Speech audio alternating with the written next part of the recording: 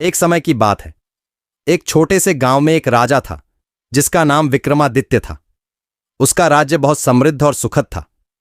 एक दिन एक भिखारी गांव में आया और राजा से कुछ खाने को मांगा।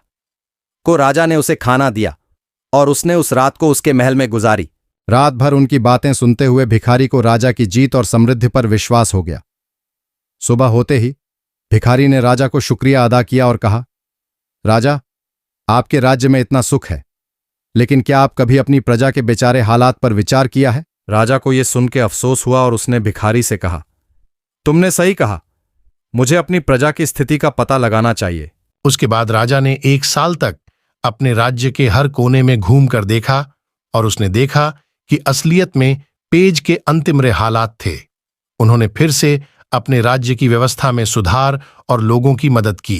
इस घटना से प्रजा ने राजा का सच्चा प्रेम और समाज सेवा के प्रति उनका समर्पण देखा। विश्वास और प्यार और राजा के प्रति उनका विश्वास। ये कहानी शायद किसी ने सुनी हो या ना सुनी हो, लेकिन इसकी सीख हमेशा याद रहेगी कि सच्ची राजनीति वो है जो प्रजा के हित में हो।